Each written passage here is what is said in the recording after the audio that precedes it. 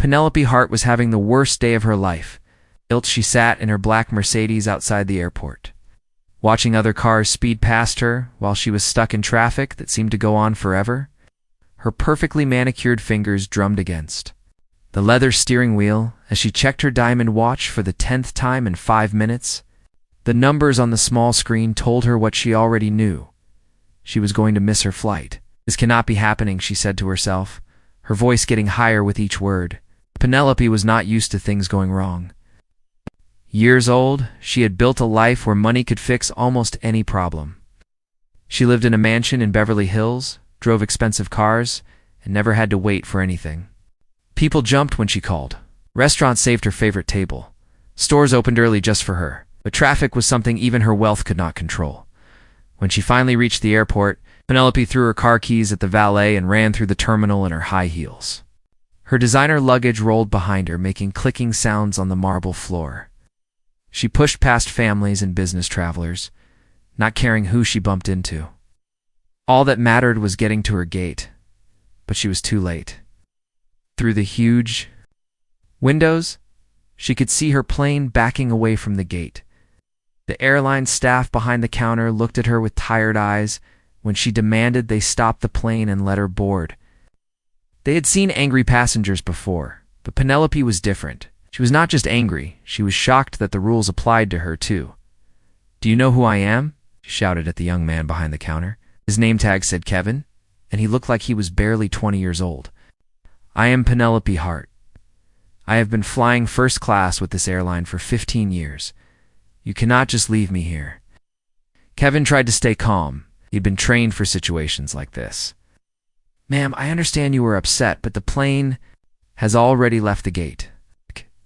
The good news is that we have another flight to Miami in 2 hours. I can put you in first class on that one." Penelope slammed her purse on the counter. Other passengers in line behind her started to move to different counters. 2 hours? "Do you have any idea what my time is worth? I have important meetings in Miami. People are waiting for me." The truth was, Penelope was not going to Miami for business meetings. She was going to see her daughter, Sarah, who had been in a terrible car accident 3 days earlier. But Penelope could not bring herself to tell this stranger about her personal problems. She had spent so many years building walls around her emotions that, even in a crisis, she hid behind anger and demands. Kevin printed out her new boarding pass and tried to smile. "Your new flight leaves from gate B12. You'll be in seat 1A. That's the best seat in first class. Is there anything else I can help you with today?" Penelope grabbed the boarding pass without saying thank you and walked away, her heels clicking loudly on the floor. She spent the next 2 hours pacing around the airport, making phone calls to her assistant, and complaining to anyone who would listen about the terrible service she had received. When boarding time finally came, was the first person in line. She had worked herself into such a bad mood that everything seemed wrong to her. The gate agent was too slow. The boarding bridge smelled strange. Even the flight attendant's smiles looked fake to her suspicious eyes.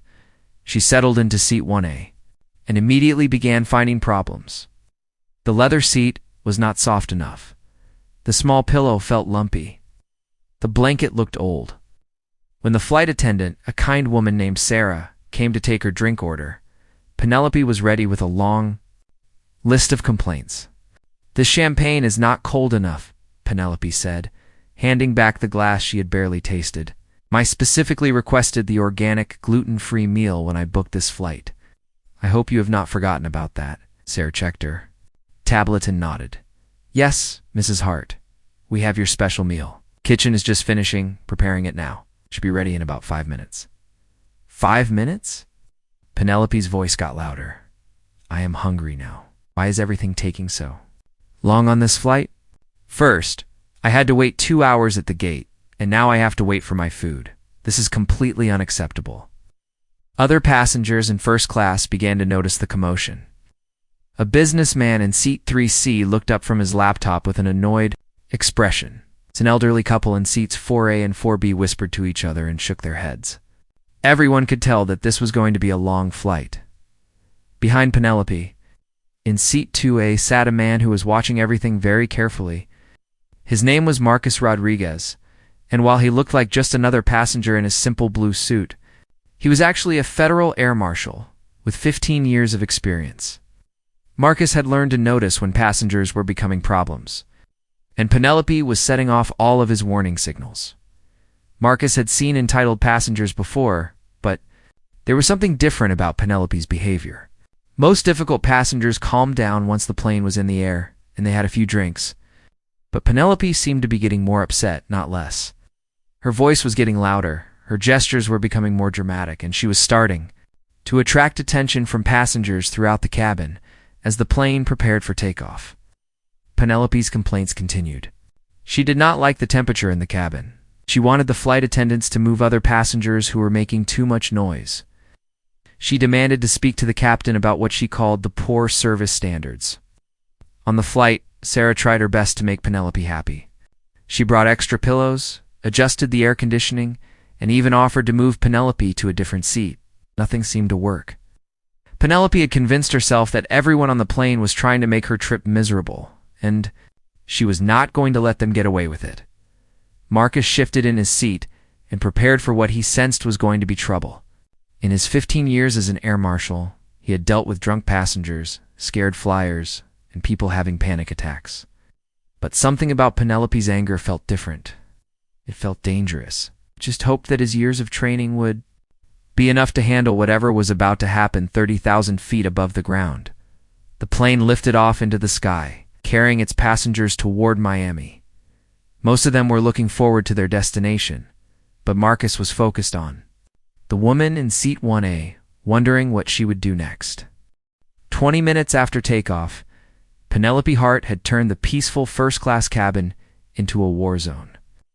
What started as complaints about cold champagne had grown into something much worse. She was no longer just a difficult passenger, she was becoming a real problem that was affecting everyone on the plane. The breaking point came when Sarah brought Penelope her special organic meal.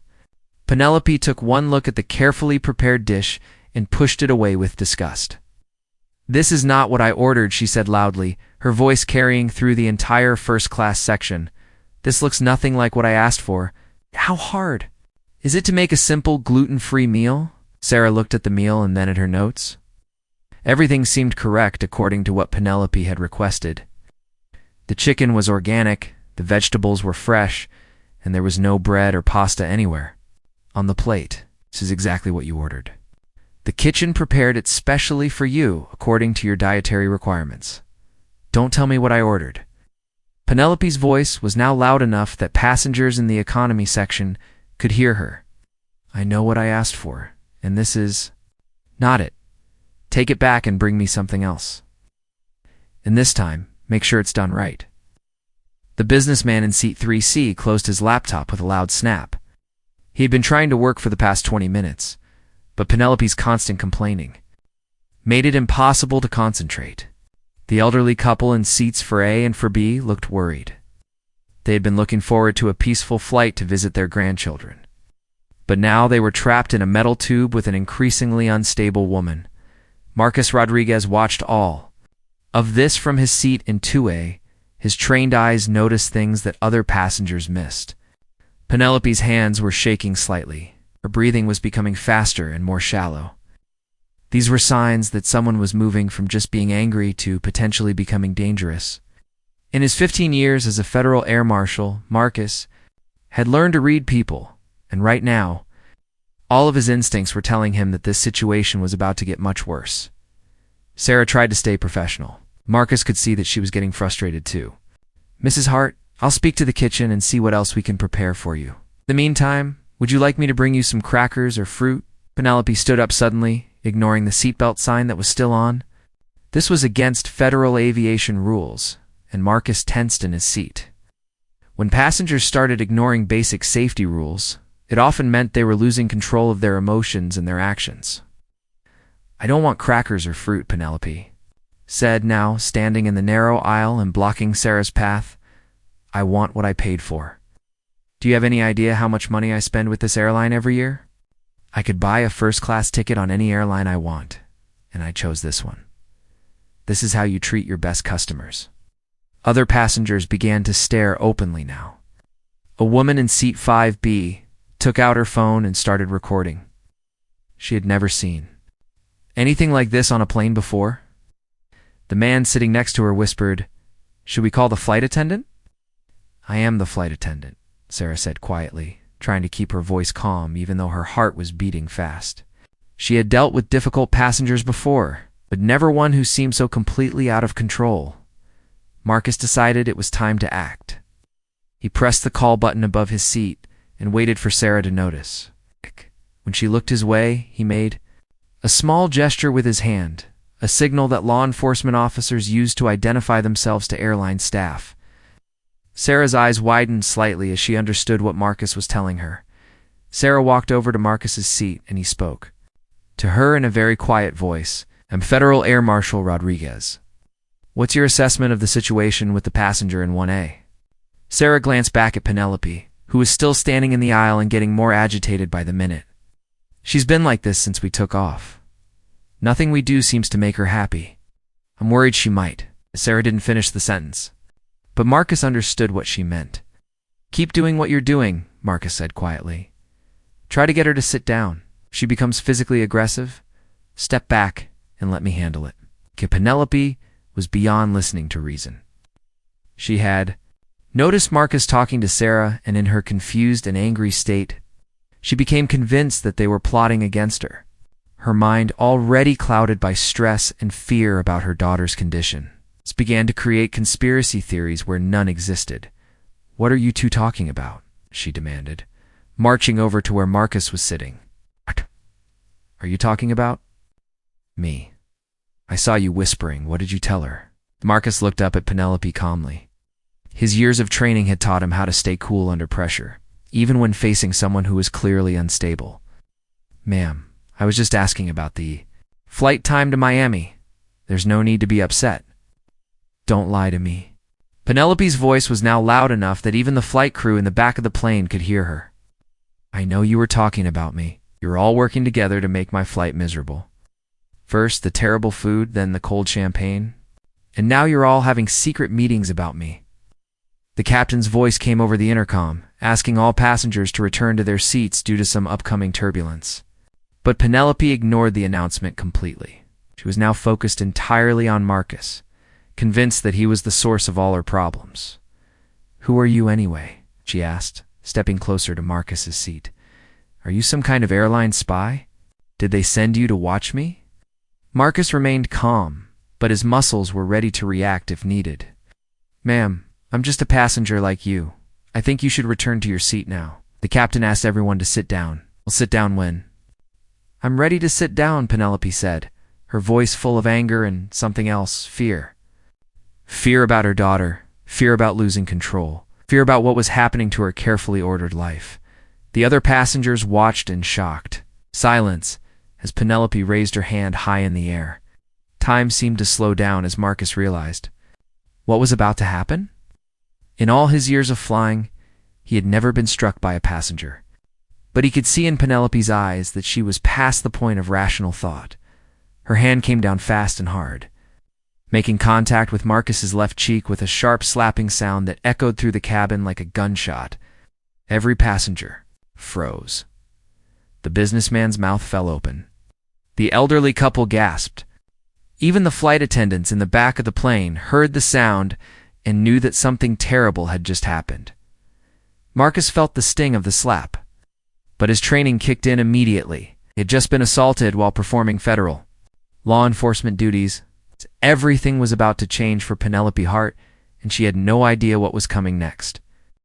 The sound of Penelope's hand hitting Marcus's face seemed to echo forever in the first-class cabin. For a moment, everything was completely silent. Nobody moved. Nobody spoke. Even the airplane engine seemed quieter than before.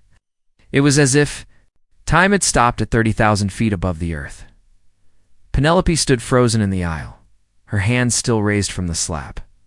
She looked shocked by her own actions, as if she couldn't believe what she had just done. Her expensive jewelry caught the cabin lights as her hand trembled slightly. Yes.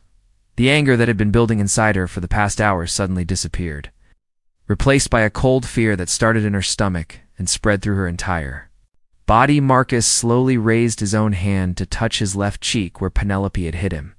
The skin was red and slightly swollen, and it stung like fire. But instead of getting angry or shouting back at her, he did something that nobody expected. He remained completely calm. His voice, when he finally spoke, was steady and professional. "Ma'am," he said quietly, looking directly into Penelope's frightened eyes, "you need to step back now." The businessman in seat 3C was recording everything on his phone. He had started filming when Penelope began shouting, but now he realized he had captured something much more serious than just an angry passenger having a tantrum. The elderly couple held hands tightly, both of them looking scared and confused about what they had just witnessed. Sarah, the flight attendant, moved quickly toward them. She had seen many difficult situations during her 12 years of working on airplanes, but she had never seen a passenger actually hit another passenger. Her training told her to call for backup immediately, but something about Marcus's calm behavior made her wait to see what he would do next. Marcus slowly reached into the inside pocket of his navy blue jacket. Penelope watched his every movement, her eyes growing wider with each second. She had no idea what he might pull out. Her mind was racing with possibilities, none of them good. What if he was dangerous? What if he was going to hurt her back? What if she had just made the biggest mistake of her life? When Marcus's hand came out of his jacket, he was holding a small leather wallet. But this was not an ordinary wallet. It was black leather with official government seals on it. He opened it carefully and held it up so that Penelope could see. What was inside the first thing she saw was a shiny metal badge. It was silver and blue with an eagle in the center and words around the edges that she couldn't quite read from where she was standing. Below the badge was an identification card with Marcus's photograph and more official-looking text. "Ma'am," Marcus said in the same calm, professional voice, "my name is Federal Air Marshal Marcus Rodriguez. You have just committed assault on a federal law enforcement officer while aboard a commercial aircraft. This is a serious federal crime." Penelope's face went completely white. All the color drained from her cheeks, and her mouth opened and closed several times without any sound. Coming out, she looked like a fish trying to breathe air. The confident, demanding woman who had been causing problems for the past hour suddenly looked very small and very scared. The other passengers in first class began to understand what they had just witnessed. The businessman stopped recording and put his phone down, realizing that he had just filmed someone committing a federal crime. The elderly couple looked at each other with wide eyes, both thinking the same thing. They had never seen anything like this in all their years of traveling. A passenger in seat 6A, a middle-aged woman who had been trying to sleep, sat up straight when she heard the word federal. She worked for the government herself and knew exactly how serious this situation had become. Assaulting a federal officer was not like getting a speeding ticket or forgetting to pay a parking meter. This was the kind of crime that could send someone to prison for years. Sarah immediately pressed a button on her communication device to contact the cockpit. Captain Williams needed to know what was happening in his cabin right away. Within seconds, his voice came through her earpiece, asking for details about the situation. Marcus continued to hold his credentials where Penelope could see them. "Ma'am, I need you to return to your seat immediately and remain there for the rest of the flight. Federal agents will be waiting when we land to take you into custody." Penelope finally found her voice, but it came out as barely a whisper. I didn't know. I'm sorry. I didn't mean to." She looked around the cabin as if hoping someone would tell her this was all a bad dream and she would wake up soon. "Ignorance of someone's occupation does not change the nature of the crime," Marcus explained, still speaking in that same calm, professional tone. "You struck a federal officer who was performing his duties aboard a commercial aircraft. The law is very clear about the consequences of such actions." The captain's voice came over the airplane's speaker system, addressing all the passengers. "Ladies and gentlemen, this is Captain Williams. Due to a security incident, we will be making an unscheduled landing at Hartsfield-Jackson Atlanta International Airport. We apologize for any inconvenience this may cause, and we ask for your patience and cooperation during this time." Passengers throughout the airplane began to murmur and ask questions. Most of them had no idea what was happening in first class, but they knew that unscheduled landings usually meant something serious was wrong. Some people began to worry that there might be a bomb on the plane or some other kind of terrorist. threat, Penelope slowly walked back to her seat, her legs shaking with each step. She felt like she was walking to her own execution. Her entire life was falling apart around her, and it had all happened in the space of a few minutes. The confident, wealthy woman who had boarded the plane just an hour ago was gone, replaced by someone who was terrified and confused, and completely out of control. As she sat down and fastened her seatbelt with trembling fingers, Penelope began to understand the full weight of what she had done. She had not just slapped another passenger in a moment of anger. She had committed a federal crime against a law enforcement officer. The consequences would follow her for the rest of her life. Marcus returned his credentials to his jacket pocket and settled back into his seat.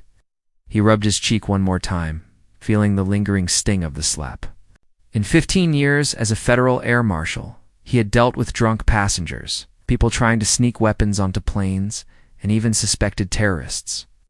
But he had never been assaulted by a passenger who simply didn't know who he was. As the airplane began its descent toward Atlanta, everyone in first class sat in uncomfortable silence. They all knew they had witnessed something extraordinary, something that would probably end up on the news. The businessman wondered if he should post his video online. The elderly couple held hands and prayed that they would land safely. And Penelope Hart sat in seat 1A, staring out the window and wondering how her life had gone so terribly wrong in such a short amount of time. The airplane began its descent toward Atlanta, and Penelope Hart sat in her first-class seat, feeling like her world was ending. Her hands shook as she gripped the armrests, and tears started to form in her eyes. For the first time in many years, she felt completely helpless. All her money, all her connections, all her power meant nothing now.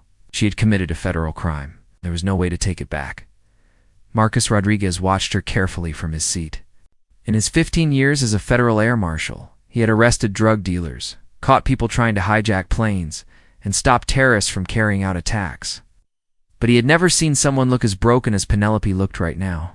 Something about her complete despair made him feel sorry for her, even though she had just slapped him in the face. Sarah, the flight attendant, approached Marcus quietly. She had been working on airplanes long enough to know that situations like this usually ended with passengers being dragged off planes in handcuffs. "Sir, is there anything you need me to do? Should I prepare restraints for the passenger?" Marcus looked at Penelope again. She was crying now, silent tears running down her cheeks as she stared out the airplane window. She didn't look dangerous anymore. She looked like someone who was having the worst day of her life and had just made it even worse. "Not yet," Marcus said quietly to Sarah. "Let me talk to her first." Sarah looked surprised. Most law enforcement officers she had worked with would have handcuffed Penelope immediately after she hit them. But Marcus seemed different. He seemed to care about more than just following the rules. Marcus unbuckled his seatbelt and walked over to Penelope's seat. She looked up at him with red, swollen eyes, clearly expecting him to yell at her or arrest her on the spot. Instead, he sat down in the empty seat next to her and spoke in a gentle voice. "Ma'am, I know this is a very difficult situation for you," he said, "but I need you to help me understand what happened back there. That wasn't normal behavior for anyone, even someone who's having a bad day." Penelope wiped her eyes with a tissue from her designer purse. "You wouldn't understand," she said in a voice so quiet that Marcus had to lean closer to hear her. "People like you think people like me have perfect lives. You think money solves everything? Try me," Marcus said simply. "Job for a long time. I've seen people do crazy things for all kinds of reasons. Most of the time, there's more to the story than what happens on the surface." For a moment, Penelope didn't say anything. She had spent so many years building walls around her emotions, hiding her problems behind expensive clothes and a perfect house and a lifestyle that looked amazing from the outside, but sitting there at 30,000 feet, knowing that her life was about to fall apart, those walls finally started to crack. "My daughter is in the hospital in Miami," she said, her voice breaking on the words. "She was in a terrible car accident 3 days ago. The doctors, they don't know if she's going to make it." Marcus felt his chest tighten. He had a daughter too, a 12-year-old girl named Sophia, who was the light of his life. He couldn't imagine getting a phone call telling him that something had happened to her. "I'm sorry to hear that," he said, and Penelope could tell that he really meant it. "That must be incredibly scary for you." Penelope nodded, unable to speak for a moment. "The worst part is that we haven't talked in 2 years. We had a fight about stupid things. Money, mostly.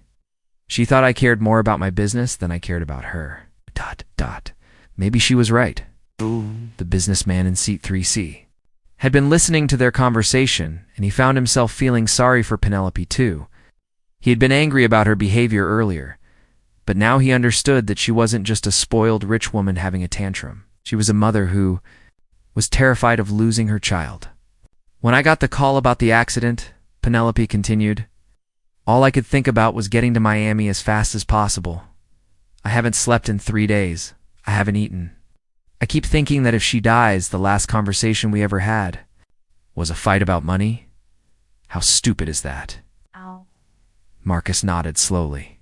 He was starting to understand why Penelope had been so out of control.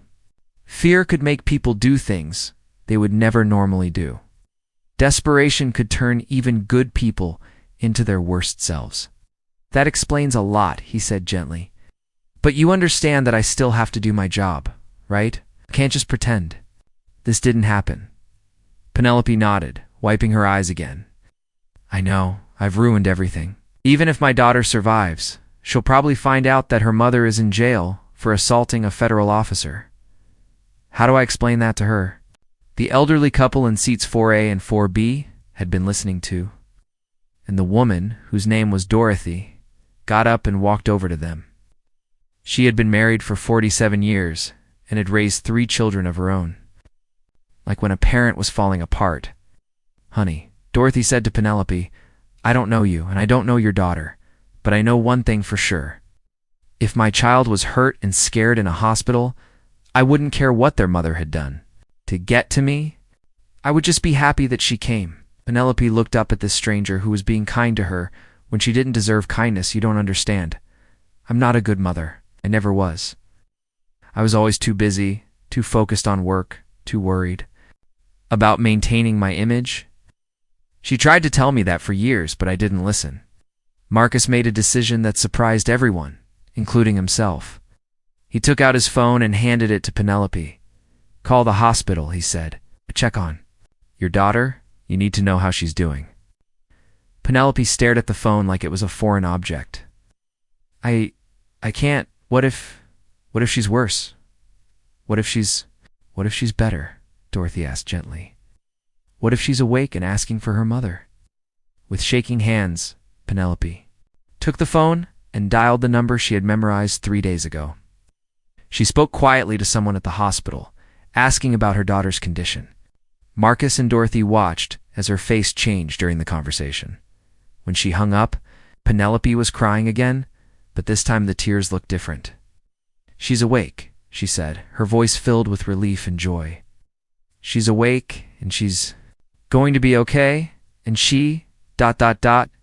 She asked the nurses to call me. She wants to see me." Marcus smiled for the first time since the whole incident began. "That's wonderful news." "But I'm going to be arrested when we land," Penelope said, the reality of her situation crashing back down on her. "I won't be able to see her." Marcus was quiet for a moment, thinking. Then he said something that shocked everyone who heard it. "Mrs. Hart, what you did was wrong, and there will be consequences. But I'm going to tell the authorities about your situation. I'm going to recommend that they consider your circumstances when they decide how to handle your case." Penelope looked at him in amazement. "Why would you do that? I was horrible to everyone on this plane." Marcus touched his cheek, which was still sore from the slap. "Because you're not a bad person. You're a scared mother who made a terrible mistake. Everyone deserves a chance to make things right with their children." As the airplane continued its descent toward Atlanta, the atmosphere in first class had completely changed. What had started as anger and fear had somehow transformed into something that looked almost like hope. The airplane touched down at Hartsfield-Jackson Atlanta International, an airport with a gentle bump that felt nothing like the earthquake happening inside Penelope Hart's heart. Through the small window, she could see several police cars and federal agents waiting on the runway. Their flashing lights painted red and blue patterns across the gray airport concrete. This was it, the moment her old life would end and something completely unknown would begin. Marcus Rodriguez had spent the last 30 minutes of the flight, making phone calls and writing detailed notes about what had happened. But unlike most arrest reports he had written over the years, this one told a complete story. It didn't just describe a wealthy woman slapping a federal officer. It explained how a terrified mother, desperate to reach her injured daughter, lost control of her emotions and made the worst mistake of her life. As the plane came to a stop, at the gate, the captain's voice came over the speaker system one last time. "Ladies and gentlemen, please remain in your seats while law enforcement officers board the aircraft. This will only take a few minutes, and then we'll continue our journey to Miami." Penelope closed her eyes and took a deep breath. She could hear the heavy footsteps of the federal agents as they walked down the aisle toward first class. Part of her wanted to run, to hide, to pretend this wasn't happening. But another part of her, a part that had been sleeping for years, felt strangely calm. For the first time in a very long time, she wasn't trying to control everything around her. Two federal agents appeared at her seat. They were both dressed in dark suits and had serious expressions on their faces. The older agent, a man with gray hair and kind eyes, spoke first. "Mrs. Penelope Hart, I'm Agent Johnson with the FBI. We need you to come with us." Penelope nodded and stood up slowly. Her legs felt weak, but she managed to stay upright. As the agents prepared to escort her off the plane, Marcus stepped forward. "Agent Johnson," Marcus said, "I sent you a detailed report about this incident. I hope you had a chance to review it." Agent Johnson nodded. "We did, Marshal Rodriguez. Very thorough report. We understand there were some unusual circumstances involved in this case." Marcus looked at Penelope, who was standing between the two agents like a person walking to her own funeral. "Agent Johnson, Mrs. Hart's daughter is in a Miami hospital, recovering from a serious car accident. The family has been estranged for 2 years, and this may be their only chance to reconcile before." He didn't finish the sentence, but everyone understood what he meant. The younger agent, a woman named Agent Davis, looked surprised. "Marshal Rodriguez, are you asking us to consider these circumstances in our handling of the case?" "I'm asking you to remember that justice and compassion don't have to be enemies," Marcus said quietly. "What Mrs. Hart did was wrong, and she needs to face consequences. But she also needs to see her daughter." As they walked off the plane, something unexpected happened. Dorothy, the elderly woman from seat 4B, stood up and handed Penelope a small piece of paper. "This has my phone number on it, dear," she said with a warm smile. "When you get to Miami, call me if you need anything. My husband and I know what it's like to make mistakes with our children. Everyone deserves a second chance." The businessman from seat 3C also stood up. "Mrs. Hart," he said, "I work with some excellent lawyers in Miami. If you need legal help sorting this out, here's my card. Sometimes people just need someone in their corner." Even Sarah, the flight attendant who had been the target of much of Penelope's earlier anger, reached out and gently squeezed her hand. "I hope your daughter gets better soon," she said simply. Penelope looked around at these strangers who had witnessed her at her absolute worst, and yet were now showing her kindness she didn't deserve. Tears started flowing down her cheeks again. But these were different tears than the ones she had cried earlier. These tears felt like they were washing away years of loneliness and pride and fear in the airport terminal.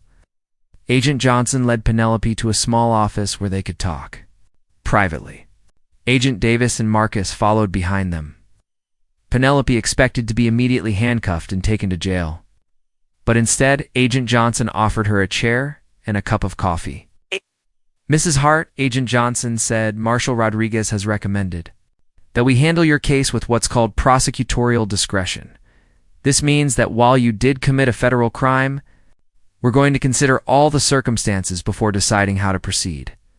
Penelope looked confused. "I don't understand. I hit a federal officer. Shouldn't I go to jail?" Agent Davis leaned forward. "Normally, yes. But Marshal Rodriguez has provided testimony about your mental state, your family crisis, and your genuine remorse.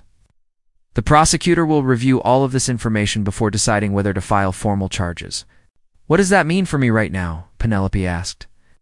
It means you're free to continue to Miami to see your daughter, Agent Johnson said. We'll be in touch within the next few weeks about how we plan to proceed. We'll probably face some kind of punishment, community service, probation, maybe a fine. But Marshal Rodriguez's recommendation carries a lot of weight with the prosecutors. Penelope turned to look at Marcus, who was standing quietly in the corner of the room. Why? She asked him, "Why are you helping me after what I did to you?" Marcus walked over and sat down across from her. His left cheek still showed a faint red mark where she had slapped him, but his eyes were gentle. "Mrs. Hart, I became a federal air marshal because I wanted to protect people. Sometimes that means stopping bad guys. Sometimes it means protecting people from the worst parts of themselves." "I don't understand," Penelope said. "You're not a criminal," Marcus explained. "You're a mother who was scared and desperate and made a terrible mistake. Putting you in prison wouldn't make anyone safer, but giving you a chance to rebuild your relationship with your daughter, that might actually make the world a little bit better." 2 hours later, Penelope was on another plane to Miami, but she was a completely different person than the one who had started this journey that morning. She spent the flight writing a letter to her daughter, not an email, not a text message, but an actual handwritten letter on airplane stationery.